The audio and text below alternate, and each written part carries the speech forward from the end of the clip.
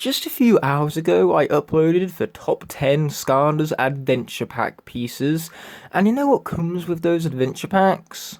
For magic items, so naturally that's what this follow-up top 10 is going to be concerning, for top 10 best Skarner's magic items. So this is based on the quality of the figurine itself, even just like its predecessing list involving the adventure pack pieces, mind you, but that's also going to be combined with its appearances across multiple games and how useful they can be as either a tool to help assist your Skarners in combat from Spyro's Adventure through Trap Team, or even as power-ups from the racing mode of Skarner's Superchargers, mind you. So regardless, it's going to be all of the magic items, digital goodness, and how much it helps to assist you and change the outcome of a particular situation, as well as their physical figurine that will contribute as to where they land on the list, mind you. So without further ado, we're going to roll the intro and get straight into it.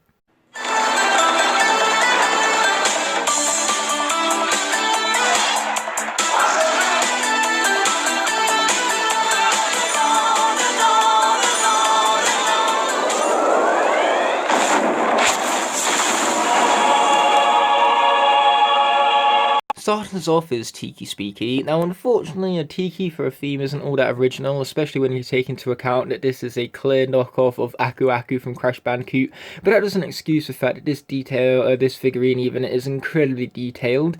The texturing, for one, makes you feel like you're rubbing your fingers along actual wood, and then just like the Enchanted Elven Forest on the previous list, mind you, it also has nice little increments carved into the wood to show it either rotting away or where it's been carved to actually create the mask itself. So either way, it makes the figurine look awesome and adds that realistic look to it, even to help it stand out upon the shelf, as it's not as cartoony as the other magic items, and yet it still fits in at the same time, just showing a lot of awesome design work went into how the magic item looked.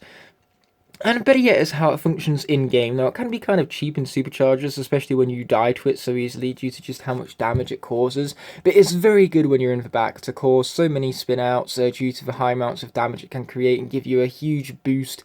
So this thing can truly make or break one's race, so that kind of tension that this item brings to Superchargers helps make it more fast-paced and more balanced. And then in Trap Team as well, when you're utilising it as a natural magic item, for Thunder it brings down, well, the lightning I should say, actually.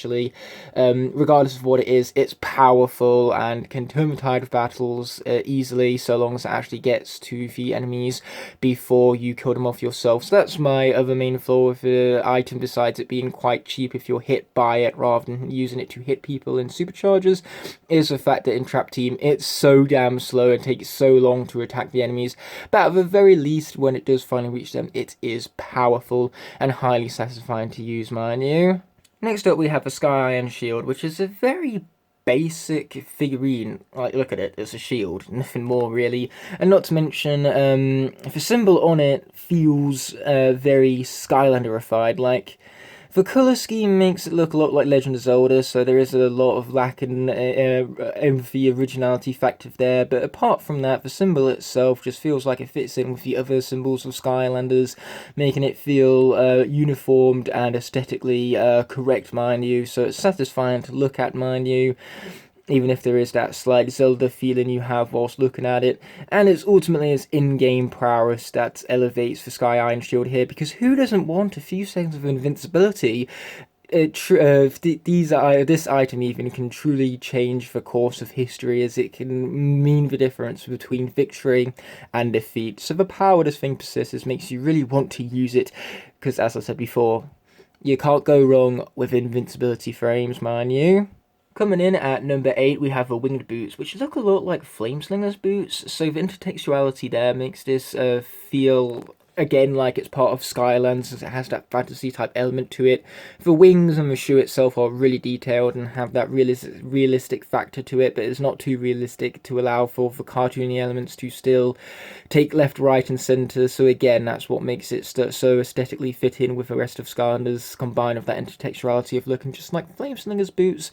Regardless, it's not only the figurine itself that I love about the Winged Boots and the design of it all, but there's also the in-game capabilities. It's basically basically the mushroom equivalent of Skarner Superchargers, so of course the boost is appreciated. But it's also great for speedrunning Spiral Adventure through Trap Team because it gives you a really great boost to work with. Unfortunately, it is only a short boost, and because of that and how quickly it's used up, it does diminish its use far too quickly, mind you. And that's a shame because it's such a good magic item that you want to use it more frequently, and yet you can't because it's used up so fast. So the length in which the power-up can be utilised for is really the main downfall of this magic item, but apart from that, it's pretty fantastic indeed, and I do wish they did a little more in Superchargers than just be the mushroom ripoff of that game. Next up we have Sparx Dragonfly, which is actually a character from the Legend of Spyro series, so I love the intertextuality there and truly makes him feel like he's a part of this universe, just like Spyro and Cinder alike. I also love the expression on his face. He's awfully happy looking, which means that, you know, you want to have a companion who's so expressive with you along the journey, mind you. So the fact that this offers up such great intertextuality and gives you a companion to fight alongside just makes this character very attractive. He has a lot of detail incorporated into the figurine as well, such as the wings, mind you, they look very, very fancy. And as I digress, the magic item itself isn't all that powerful and doesn't last very long, but ultimately it's the companionship and the personality that the figurine conveys that makes Sparx Dragonfly just such an absolute blast to utilise, mind you. I love the concept behind the rocket ram. It's a rocket that rams people. The name is genius and the design complements that because it literally has the face of a ram. That detail is unparalleled amongst other magic items, mind you. And for colour scheme as well, for oranges and for greys, really contrast each other nicely to make the figurines stand out. And above all, it's also a really fast-paced piece to use. It's very visually pleasing as it literally rockets all around the place and rams into enemies, dealing a huge chunk of damage at high speeds, mind you.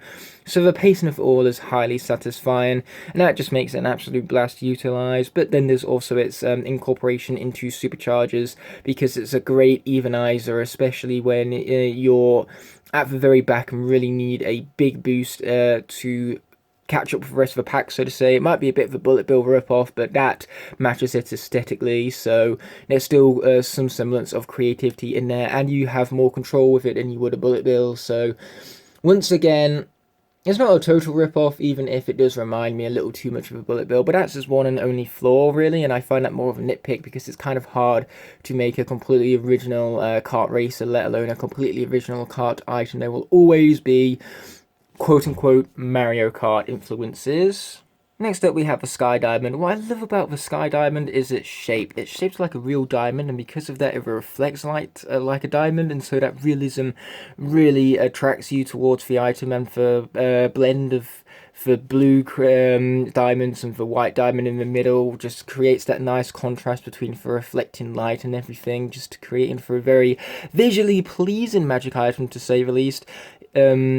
And in-game it's even better. Now, unfortunately, when you're utilising it in an ordinary level, it only gives you gold every time you attack enemies, so on easy mode it's practically worthless because enemies die in one hit and they only give you 1 diamond for it, and then the diamond has already been used up by the time you get to the next combat scenario, so its length doesn't do it any favours, but it does have a nice little cheat that you can use for it, where, you know, you can pound on the training enemies and get an infinite amount of Sky Diamonds whilst it's on the portal, mind you. So the fact that it creates a money cheat is just all the more satisfying. It makes it all the more memorable too, because it encourages you to utilise it again and again whilst you're in Woodborough. So because you're utilising it again and again and having so much fun and are so satisfied with its money cheating ways, is ultimately what makes the Sky Diamond so memorable and such a great magic item on top of it all.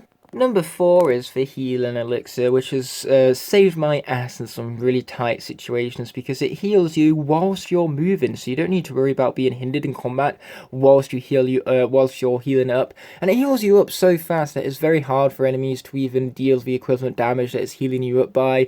Also, unfortunately, this does make it kind of worthless in Nightmare mode because of how much damage the enemies deal to you in that. But still, the fact that it can literally make the difference between your Skarner being defeated or whatnot makes this magic item very, very useful. Unfortunately, though, it doesn't give you any sort of invincibility, so being hit whilst utilizing it, and because you utilize it in such in situations that are so tense already, can be really off-putting.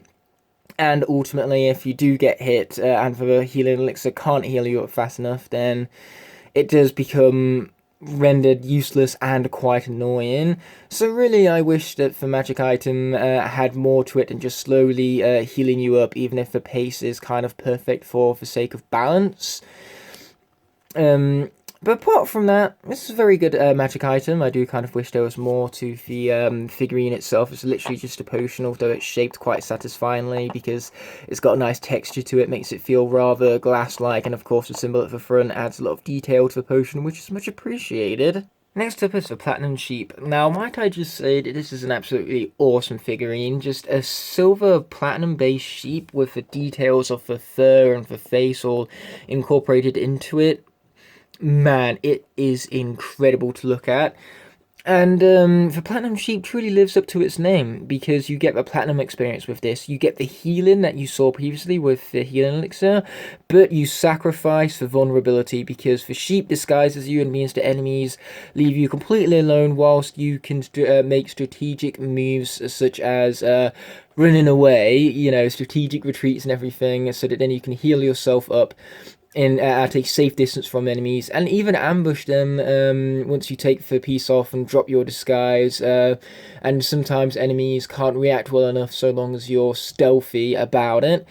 So again, it's the strategy and the fact that it gives you those vulnerability phases whilst you heal up is ultimately what makes this the grander healing item over the healing elixir, and it's also just got a more interesting figurine with more detail incorporated into it. Next up is the piggy bank, which of course is appropriate for the target demographic of the game, showing that the designers put a lot of thought into this element of the game, so to say, because of course kids save up with piggy banks, so having a piggy bank in such a cartoony-esque world makes it fit very well, and it's just a satisfying magic item to use with some really great sound effects, such as for snortling whenever you earn some money for your characters, because this is a great way to earn money in Skarners and earn those upgrades even faster than what you can for Sky Diamond, because it lasts longer and it's more rewarding whenever you defeat enemies.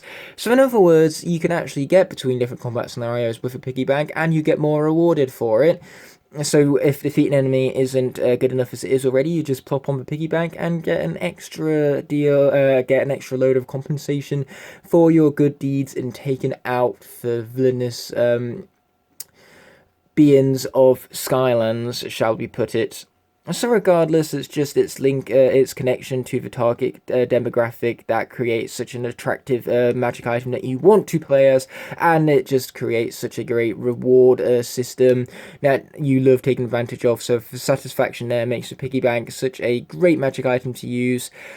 And of course it also has the awesome detail incorporated into its figurine. You know, you can see the actual part where you would place your coins in, for ears, for eyes, for snout. It just looks so damn cool, mind you. But coming in at number 1 is a concept that we have seen time and time again on this list, a process of earning more money. But the Hidden Treasure does this in the most satisfying way possible. In fact, the Hidden Treasure was so good that they had to go ahead and make a chase variant of the magic item, mind you, which no other magic item has the honour of possessing. Now, what makes the Hidden Treasure so great in comparison to the other gold collectors is that it hides a treasure chest in the level for you to find, so the fact that you need to go off the beaten path, explore Skylands all the more in order to find these chests makes it so rewarding, because it feels earned that you've gone out of your way to grab this chest. You know, it's not like money, it's not like the piggy bank from the Sky Diamond even, where you're either cheating the system or just getting additional rewards for defeating an enemy. No, with this, you're further invested in the world of Skylands because you're encouraged to go round it even more and check every nook and cranny in order to find extra gold which you yourself have earned. So it means the extra time and effort put into it always is worth it, and so because of that, placing this thing on the portal alone is highly satisfying. And it's ultimately for exploration that this item encourages, and it's a reward system that's the most satisfying, that puts the hidden treasure above all else when it comes to the magic items of Skylanders. And let's not forget the devil in the detail here. The treasure chest itself looks like actual wood with small little increments put onto its figurine, same as the pirate seas.